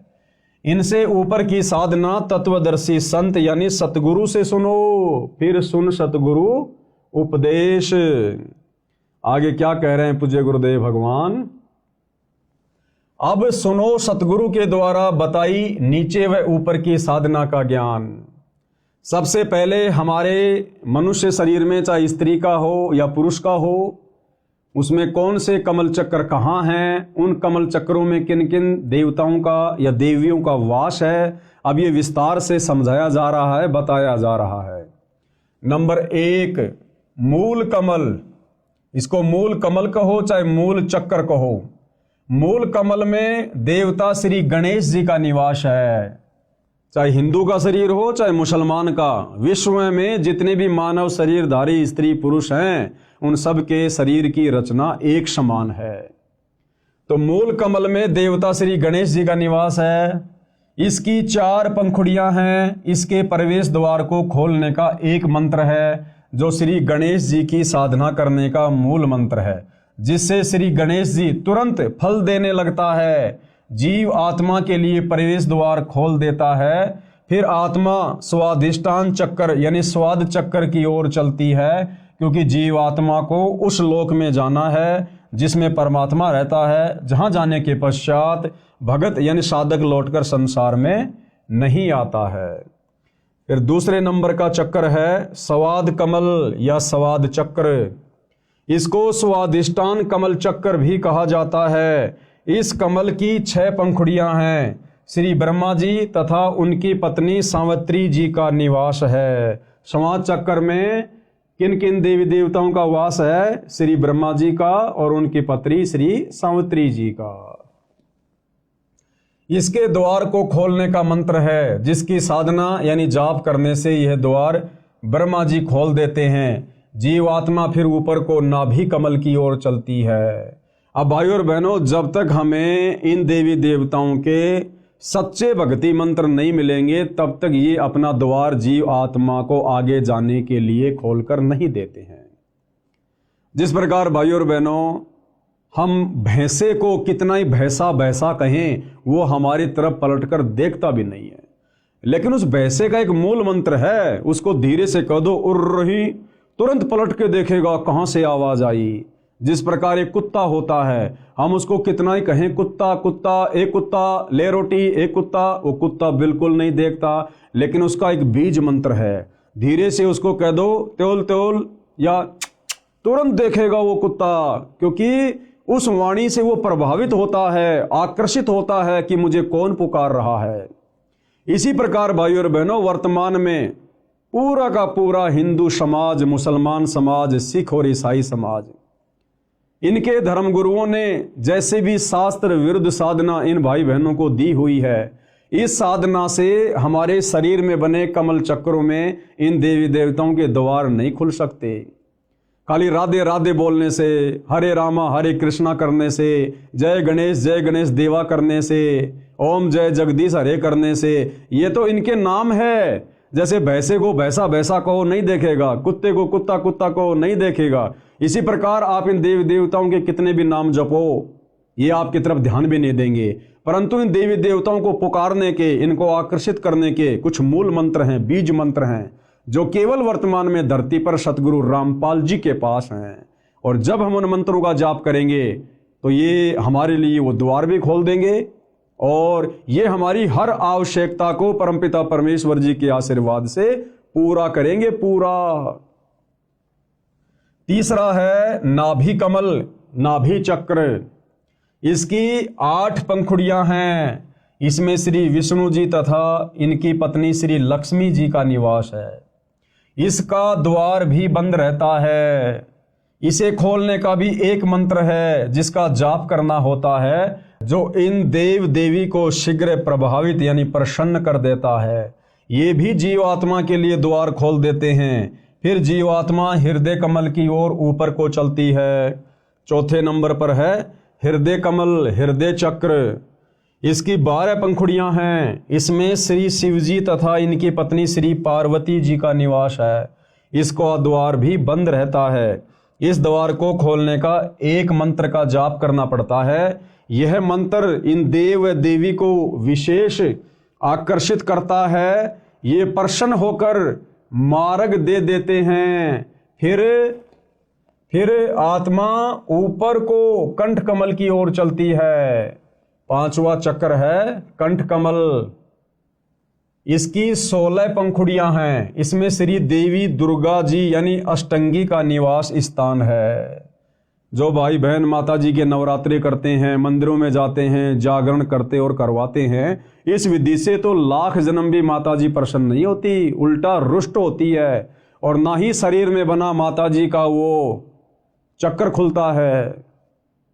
वो कैसे खुलेगा? वो वास्तविक मंत्र क्या है जिसका जाप करने से माता जी शीघ्र हमें लाभ देती है, हमारे ऊपर प्रसन्न होती है, हमारी आत्मा के कल्याण के लिए, मोक्ष के लिए अपने उस द्वार को, चक्कर को खोल देती है। वो मंत्र आज पूरी पृथ्वी पर केवल सतगुरु रामपाल जी के पास है, जिन मंत्रों का हम लाखों की संख्या में उनके भगत रोजाना सुमरण करते हैं। इसका भी द्वार बंद रहता है।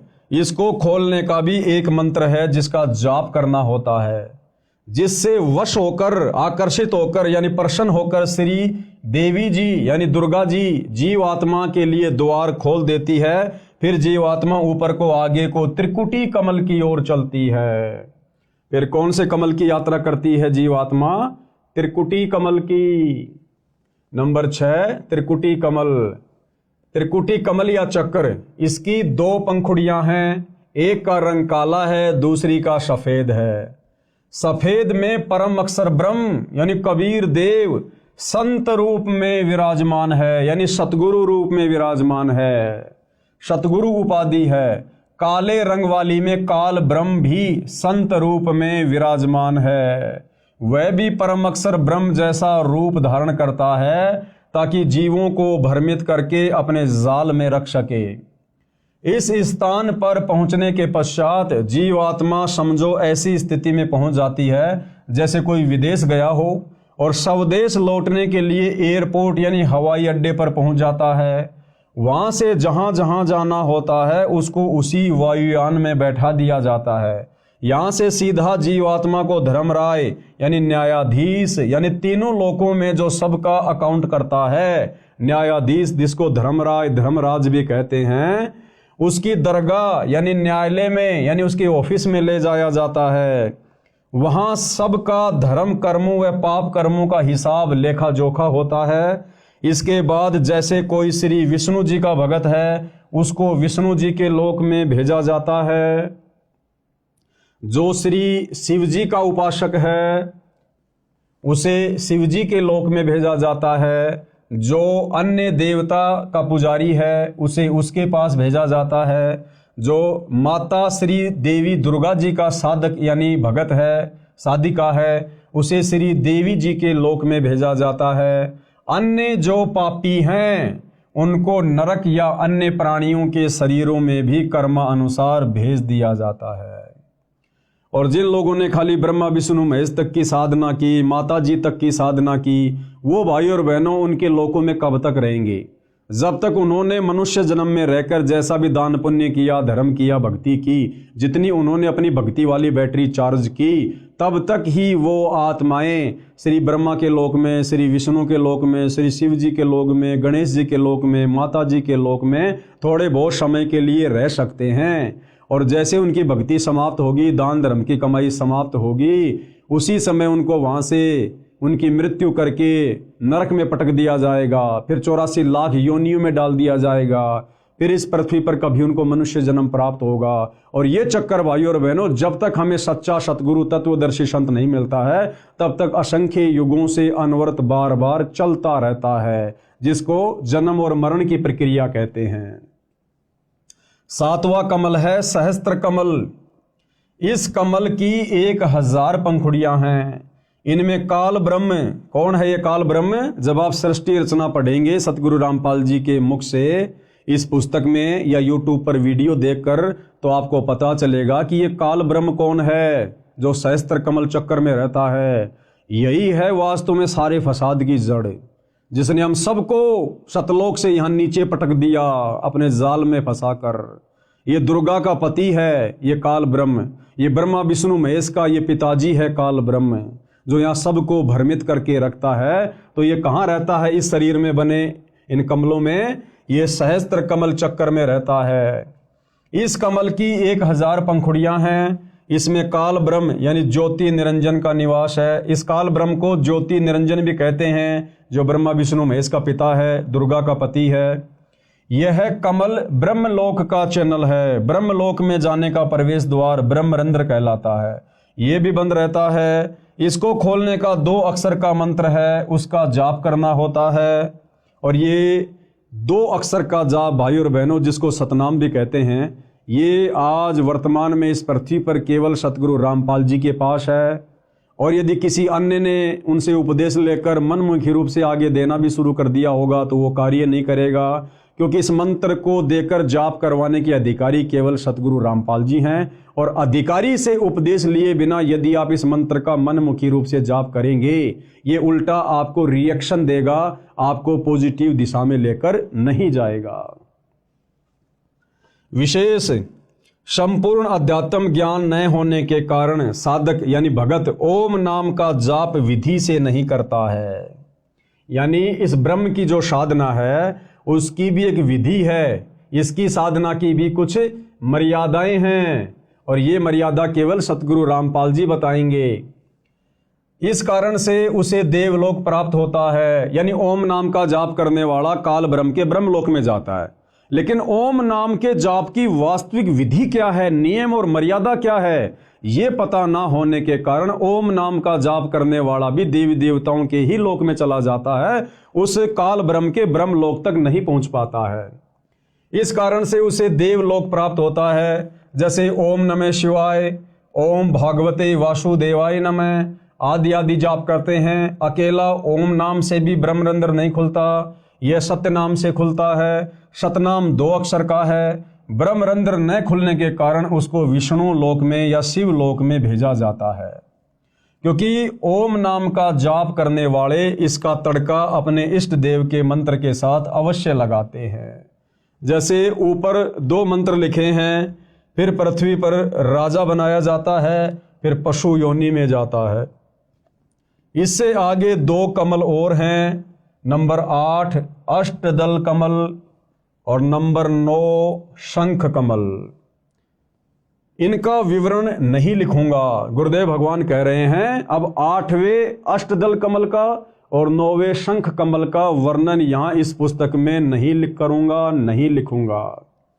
यह रहस्य उपदेशी को समझाया जाता है। ये रहस्य, ये जानकारी केवल उन्हीं को प्राप्त है जो सतगुरु रामपाल जी से उपदेश लेकर भक्ति करते हैं, क्योंकि यह गुप्त मंत्र है, गुप्त जानकारी है। यह रहस्य उपदेशी को समझाया जाता है। उपरोक्त सब कमल चक्रों को खोलने के जो मंत्र हैं वे केवल दास यानी लेखक रामपाल दास के पास हैं, यानी सतगुरु रामपाल जी के पास हैं। मोक्ष के इच्छुक प्रत्येक मानव को इन कमलों को खोलकर ही मोक्ष प्राप्त होता है। दूसरा कोई तरीका धरती पर नहीं है, चाहे मनमुखी साधना शंकराचार्य जी से लेकर करते रहिए। कमल चक्रों को 2 विधि से खोला जाता है। हमारे शरीर में बने कमल चक्र किन 2 विधियों से खोले जाते हैं उसका गुरुदेव भगवान वर्णन कर रहे हैं। नंबर 1 ध्यान समाधि का अभ्यास करके हठ योग मार्ग से। और ये जो साधना है भाई और बहनों, ध्यान समाधि वाली, हठ योग वाली, तप वाली, ये चारों वेदों और गीता जी के विपरीत है। इस विधि को अपनाने से भी साधक को पूर्ण मोक्ष नहीं मिलता है। ये विधि अति कठिन है, आम आदमी इस विधि को नहीं कर सकता। एक जीवन में 1 या 2 कमल चक्कर खुल पाते हैं। इसके विषय में पूरी जानकारी नहीं होने से साधक यानी भगत उसी एक कमल चक्कर में आसक्त होकर वहां का नज़ारे देखने लग जाता है। कुछ सिद्धियां प्राप्त हो जाती हैं, उन्हीं से प्रसिद्धि प्राप्त करके जीवन नष्ट कर जाता है। दूसरी विधि क्या है इन शरीर में बने कमल चक्रों को खोलने की? नाम के जाप से। दूसरी विधि क्या है? मंत्र जाप से, नाम जाप से। नामों का जाप करके सब कमल खोले जाते हैं। ये विधि सरल व शास्त्रोक्त होने से कारगर है, यानी ये शास्त्र विधि के अनुसार है। इस विधि को आम आदमी आसानी से कर सकता है। ये कार्य करते करते भी की जा सकती है, यानी मंत्रों का जाप अपना दैनिक कार्य करते करते भी किया जा सकता है। जो सूक्ष्म वेद में बताया है, गरीबदास जी ने कहा है, नाम उठत नाम बैठत नाम सोवत जागबे, नाम खाते नाम पीते नाम सेती लागबे। यानी ये विधि शास्त्रों के अनुसार भी है, ये विधि सहज भी है और ये विधि अंत में कारगर भी है। इस विधि से भी हमारे शरीर में बने कमलों को खोला जाता है और गुरुदेव कहते हैं कि इस विधि से जाप आप अपना दैनिक कार्य करते करते भी कर सकते हैं। ड्राइवर अपनी गाड़ी चला रहा है और आसानी से इन मंत्रों का जाप भी कर सकता है। देखो, ड्राइवर गाड़ी चलाता है और आगे पीछे वालों से बातें भी करता रहता है, गप्पे भी मारता रहता है। इसी प्रकार वो गप्पे ना मारकर, इधर उधर की बातें ना करके सच्चे सतगुरु से उपदेश लेकर इन मंत्रों का वो स्मरण भी कर सकता है अपने मन ही मन में, या धीरे धीरे बोलकर, और अपनी गाड़ी भी चला सकता है। जैसे बहुत सारे भाई बहन गाड़ी चलाते रहते हैं, साथ में धीरे धीरे गाने वाने भी गाते रहते हैं। तो गाने वाने ना गाकर सच्चे सतगुरु से इन मंत्रों का उपदेश लेकर अपनी गाड़ी भी चलाओ, अपने मंत्रों का भी जाप करो। इसलिए कहते हैं, नाम उठत नाम बैठत नाम खाते नाम सोते, यानी इन मंत्रों का हम दैनिक कार्य करते करते बड़ी आसानी से जाप कर सकते हैं और हर प्राणी इस विधि से भक्ति आसानी से कर सकता है। नाम उठत नाम बैठत नाम सोवत जागरे, नाम खाते नाम पीते नाम सेती लागबे। यानी उठते बैठते सोते जागते खाते पीते काम धंधा करते करते भी हम ये भक्ति कर सकते हैं। इतनी आसान भक्ति हमें सतगुरु रामपाल जी ने वर्तमान में प्रदान की है। अर्थात नाम का जाप कार्य करते करते किया जा सकता है। यजुर्वेद अध्याय 40 मंत्र 15 में कहा है।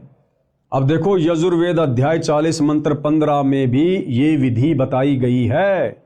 अब बताओ भाई और बहनों, हमारे धर्म गुरुओं ने तो हमारे को कभी भी ये विधि नहीं बताई, क्योंकि हमारे धर्म गुरुओं को स्वयं इस विधि से भक्ति का ज्ञान नहीं था। अब सतगुरु रामपाल जी ने आकर पूरा रहस्य उजागर किया है। तो यजुर्वेद अध्याय 40 मंत्र 15 में क्या कहा गया है? ओम कृत्यो समर किलबे समर कृत्युम समर, अर्थात ओम नाम का जाप कार्य करते करते कर, विशेष लगन यानी तड़प के साथ तथा मानव जीवन का मुख्य कर्तव्य मानकर जाप कर। और गीता अध्याय 8 श्लोक 5 व 7 में कहा है कि हे अर्जुन, तू युद्ध भी कर मेरा सुमरण भी कर।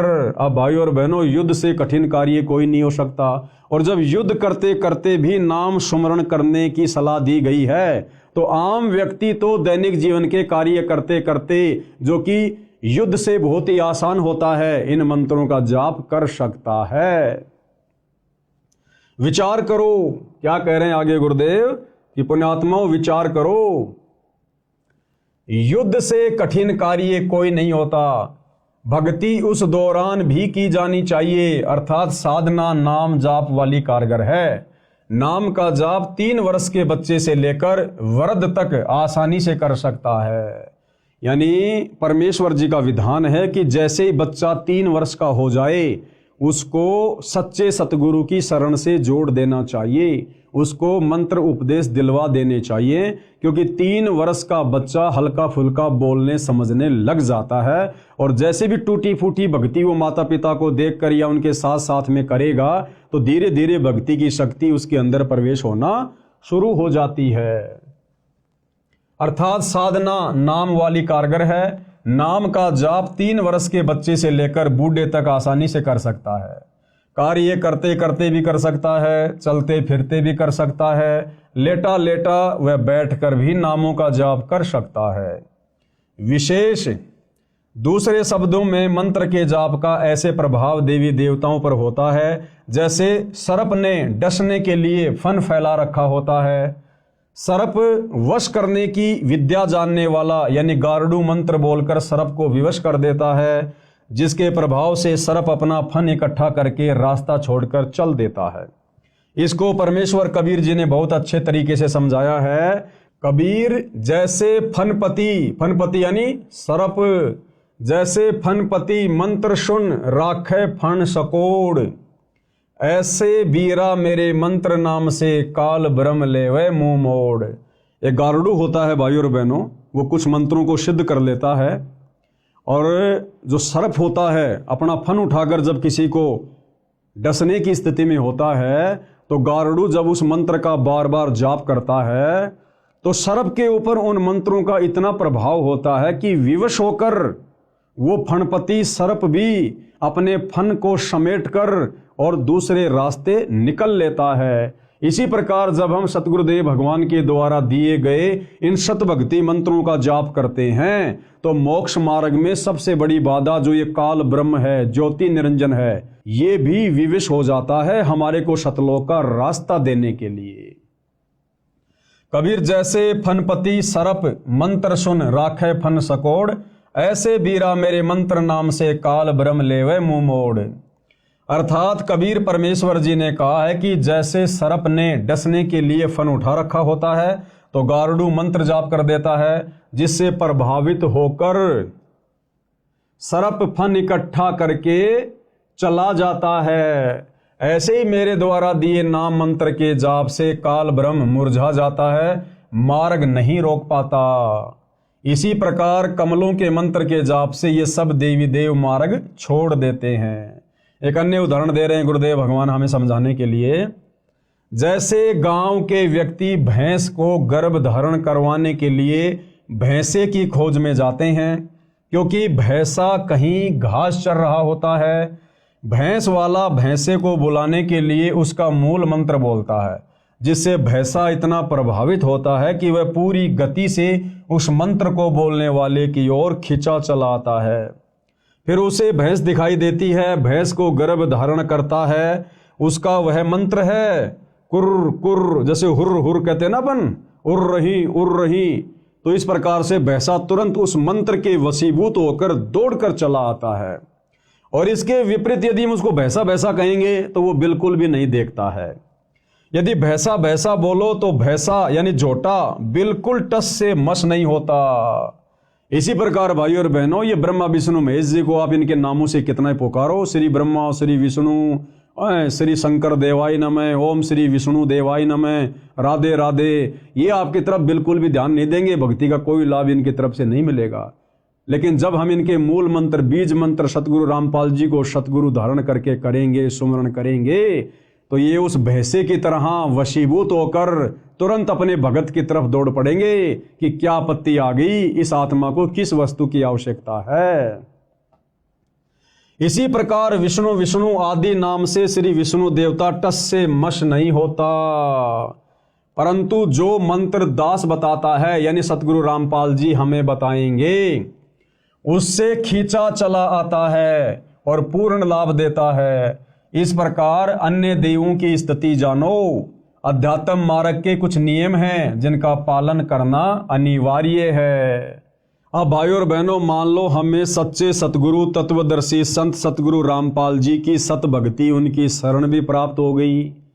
उन्होंने हमें ये बीज मंत्र भी दे दिए, मूल मंत्र भी दे दिए इन समस्त देवी देवताओं को जिन जिन की हमें आवश्यकता है।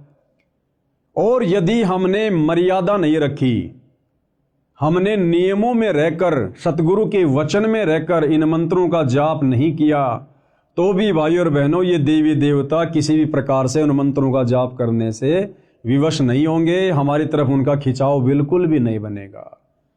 तो इन मंत्रों के प्रभाव को यथावत बनाए रखने के लिए और इन समस्त देवी देवताओं से संपूर्ण लाभ प्राप्त करने के लिए इस भक्ति मार्ग की क्या क्या मर्यादा हैं, क्या क्या नियम हैं, जिनको तोड़ने से, जिनको खंड करने से हमें फिर कोई भी लाभ इन मंत्रों का नहीं मिलेगा, तो प्रत्येक मर्यादा को हमने ध्यानपूर्वक देखना और समझना है।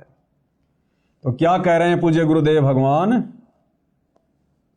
नंबर 1, पूर्ण गुरु से दीक्षा ली जाए। सबसे पहली बात, हम जिसे अपना सतगुरु धारण कर रहे हैं वो सच्चा होना चाहिए, पूर्ण सतगुरु होना चाहिए, इन मंत्रों को दान करने का अधिकारी होना चाहिए। नंबर 1, पूर्ण गुरु से दीक्षा ली जाए। बिना गुरु के किया गया नाम जाप व दिया गया दान निष्फल होता है। कबीर जी अपनी वाणी में कहते हैं, गुरु बिन माला फेरते, गुरु बिन देते दान, और गुरु बिन दोनों निष्फल है, पूछो वेद पुराण। यानी सच्चा गुरु धारण किए बिना हम कितने भी मंत्र जाप कर लें, हम कितना भी दान पुण्य करें, उसका हमें मोक्ष मार्ग में, मुक्ति के मार्ग में किसी प्रकार का कोई सहयोग प्राप्त नहीं होगा। बाकी ठीक, हम जैसा भी दान धर्म करेंगे उसका प्रतिफल हमें परमात्मा अवश्य देगा। जैसे आप देखते हैं भाइयों और बहनों, बड़े बड़े लोगों के घरों में कुत्ते होते हैं, वीआईपी कुत्ते, और वो कुत्ते अपने मालिकों के साथ उनकी गाड़ियों में चलते हैं। गाड़ी का मालिक और कुत्ता पीछे की सीट पर बैठा है और आप और हमारा जैसा एक मनुष्य आगे गाड़ी चला रहा है। यानी इंसान तो ड्राइवर है और कुत्ता मालिक बनकर पीछे बैठा हुआ है। उस कुत्ते के रहने के लिए बढ़िया मकान बना हुआ है। वेटनरी डॉक्टर महीने में, सप्ताह में एक बार उसको चेक करने आता है। गर्मी में उस कुत्ते के लिए एसी की सुविधा है, सर्दियों में हीटर की सुविधा है, और हर प्रकार से उसको नहलाया जाता है, हर प्रकार से उसकी देख रेख की जाती है। अब भाइयों और बहनों, वो कुत्ते वाली आत्मा कौन है? जो सुविधा वर्तमान में 80% मानव शरीरधारी स्त्री पुरुषों को प्राप्त नहीं है, वो सुविधा उस कुत्ते के शरीर में उस प्राणी को प्राप्त है। क्यों? क्योंकि वो कुत्ते वाली जीव आत्मा वही है जिसका पहले मनुष्य शरीर था, स्त्री या पुरुष का, और उसने बहुत सारा दान धर्म किया, उसने मंत्रों का जाप भी किया, भंडारे भी किए, कंबल भी बांटे, परंतु उसने सच्चा सतगुरु नहीं बनाया। उसने सच्चा सतगुरु धारण करके उन मंत्रों का जाप नहीं किया, दान पुण्य नहीं किया, बिना गुरु के भक्ति करता रहा, दान पुण्य करता रहा। तो बिना गुरु के भक्ति करने से, दान पुण्य करने से उसको मनुष्य जन्म प्राप्त नहीं हुआ। और उस दान पुण्य के प्रतिफल में, क्योंकि वो तो भगवान देता है, किसी का रखता नहीं है, उस दान पुण्य के प्रतिफल में उसको अगला जन्म मिल गया कुत्ते का, और बड़े सेठ के घर में मिल गया। तो जो उसने मनुष्य जन्म में दान पुण्य किया था, उसका प्रतिफल उस सेठ के घर में कुत्ते के रूप में जन्म प्राप्त करके वो कुत्ता उठा रहा है। अगर वो भली आत्मा जब मनुष्य शरीर में था और जो दान पुण्य धर्म वो कर रहा था, अगर साथ में गुरु भी धारण कर लेता तो उसको मनुष्य जन्म भी मिलता और सारी की सारी वो सुविधा मिलती।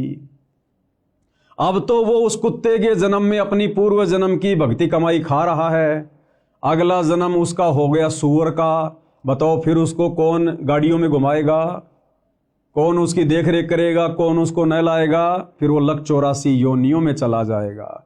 तो कबीर जी हमें समझाते हैं कि गुरु बिन माला फेरते, यानी गुरु धारण किए बिना जो व्यक्ति मंत्र जाप करता है, और गुरु बिन देते दान, गुरु धारण किए बिना जो व्यक्ति दान पुण्य करता है, गुरु बिन दोनों निष्फल हैं, उनका कोई यूज नहीं होगा। भाई पूछो वेद पुराण, हमारे धर्मशास्त्र भी इस बात की गवाही दे रहे हैं। अर्थात कबीर जी ने कहा है कि गुरु बिन नाम सुमरण करना व दान देना व्यर्थ है।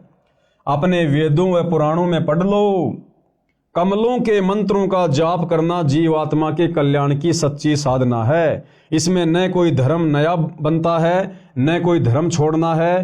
किसी भी धर्म का मानव, स्त्री पुरुष इस साधना को कर सकता है। यानी सतगुरु रामपाल जी हमें क्या समझाना चाह रहे हैं कि जो साधना अब आपको वर्तमान में दी जाएगी, यदि आप इस ज्ञान को समझकर उनकी शरण में आते हैं, तो इस साधना को करते समय आपने ना तो अपना कोई धर्म बदलना है, ना आपने अन्य कोई पाखंड और आडंबर करना है। हमने केवल अपनी साधना को चेंज करना है। भले आप वर्तमान में मुसलमान धर्म में हैं, हिंदू धर्म में, सिख और ईसाई धर्म में हैं, आपने वो धर्म वरम नहीं छोड़ना, कुछ नहीं छोड़ना। आपने केवल साधना का स्वरूप चेंज करना है। हम जो पहले शास्त्र विरुद्ध साधना कर रहे थे, मनमुखी साधना कर रहे थे, मनमुखी मंत्रों का जाप कर रहे थे, अब हमने अपनी उस साधना को शास्त्र अनुकूल करना है, सच्चे सतगुरु को धारण करके। और फिर जो जो नियम और मर्यादा है हमने उनका पालन करना है। फिर हिंदू हिंदू बना रहो, मुसलमान मुसलमान बना रहो, नो ऑब्जेक्शन। हमने केवल साधना चेंज करनी है, धर्म वरम कुछ भी चेंज नहीं करना, क्योंकि धर्म तो असल में फिर हमें समझ में आएगा कि कोई है ही नहीं, केवल एक मानव धर्म है। कमल के मंत्रों का जाप करना जीव आत्मा के कल्याण की सच्ची साधना। कैसे? इसको हम ध्यान से पढ़ेंगे। इसमें न कोई धर्म नया बनता है, न कोई धर्म छोड़ना है। किसी भी धर्म का मानव, स्त्री या पुरुष इस साधना यानी भक्ति को कर सकता है। वर्तमान में अधिकतर हिंदू समाज का कहना है कि रामपाल दास हिंदू धर्म का विरोधी है। ये सबसे पहले लोगों के दिलो दिमाग में आता है कि भाई सतगुरु रामपाल जी तो हिंदू धर्म के विरोधी हैं, वे तो हमारे देवी देवताओं की पूजा छुड़वाते हैं। नहीं भाई, ये हमारी सबसे बड़ी गलत फहमी है। अरे देवी देवताओं की पूजा, ब्रह्मा विष्णु महेश की पूजा सतगुरु रामपाल जी भला कैसे छुड़वा सकते हैं? ब्रह्मा विष्णु महेश की पूजा से, गणेश जी की पूजा से, देवी दुर्गा जी की साधना से तो ये भक्ति शुरू होती है। और इन देवी देवताओं के मंत्रों का जाप तो हम भगत, हम सतगुरु रामपाल जी के फॉलोवर अंतिम श्वास तक करते हैं और करते रहेंगे, क्योंकि हमारे शरीर में इन देवी देवताओं का निवास है, इनका वास है। तो सतगुरु रामपाल जी देवी देवताओं की साधना भक्ति छुड़वाते नहीं हैं, बल्कि इन देवी देवताओं की वास्तविक भक्ति करवाते हैं। जो भक्ति सतयुग में समाप्त हो चुकी थी, जो वास्तविक सनातनी साधना सतयुग में आगे चलकर समाप्त हो चुकी थी, वो साधना सतगुरु रामपाल जी सही तरीके से करवाते हैं। उनके सत्संग सुनते रहिए, पुस्तकें पढ़ते रहिए, एक एक चीज बिल्कुल क्लियर होती चली जाएगी। तो गुरुदेव भगवान उन आत्माओं की शंका का समाधान कर रहे हैं जो लोग कहते हैं कि संत रामपाल जी तो देवी देवताओं की भक्ति छुड़वाते हैं। ऊपर आपको एक चित्र के माध्यम से समझा दिया गया है कि हमारे प्रत्येक स्त्री या पुरुष के शरीर में इन्हीं देवी देवताओं का वास है, और उनके कमल चक्कर खोलने के लिए हमने उनके मंत्रों का जाप करना है। तो सतगुरु रामपाल जी तो उन्हीं का जाप देते हैं शुरुआती भक्ति में, जिसको प्रथम मंत्र कहते हैं। तो वो छुड़वाते नहीं हैं, वो इनकी वास्तविक भक्ति साधना बताते हैं। वर्तमान में अधिकतर हिंदू समाज का कहना है कि रामपाल दास हिंदू धर्म का विरोधी है। श्री ब्रह्मा जी, श्री विष्णु जी तथा श्री शिव जी की भक्ति छोड़ने को कहता है। इस विषय में आप स्वयं विचार करें कि क्या श्री ब्रह्मा जी, श्री विष्णु जी तथा श्री शिव जी की साधना छुड़वाई है या शास्त्र अनुकूल भक्ति बताई है? तो भाइयों और बहनों, शास्त्र अनुकूल भक्ति बता रहे हैं सतगुरु रामपाल जी, तो छुड़वा नहीं रहे। आगे क्या कह रहे हैं पूज्य गुरुदेव भगवान, हमने ध्यान से पढ़ने की आवश्यकता है। सभी धर्मों के मानवों को कर्म फल तीनों देवता ही देते हैं। तीनों देवता ब्रह्मा विष्णु महेश जी, जितने भी मानव शरीरधारी स्त्री पुरुष हैं, जैसे भी वो भक्ति करते हैं, जैसे भी वो कर्म कुकर्म करते हैं, उनका फल ये तीनों देवता ब्रह्मा विष्णु महेश ही देते हैं। अब वो किस विधि से देते हैं, कैसे देते हैं, क्या उसकी प्रोसीजर है, इसके विषय में भाइयों और बहनों ये पवित्र पुस्तक हिंदू साहिबान नहीं समझे वेद गीता पुराण, हम इसके तीसरे नंबर की वीडियो में कल आपको गुरुदेव भगवान के आशीर्वाद से समझाने का प्रयास करेंगे। और आज के वीडियो में हम यहीं पर विराम लेते हैं। कल रात्रि 9 बजे सभी भाई बहन फिर से मुझदास के Facebook page Pawan Das is live पर लाइव जुड़िए।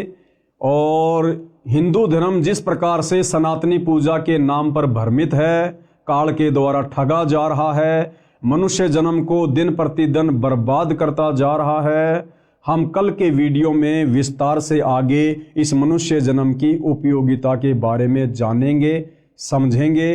तब तक गुरुदेव भगवान हम सबको आज्ञा दे, आशीर्वाद दे। बंदी छोड़ सतगुरु रामपाल जी भगवान की जय हो।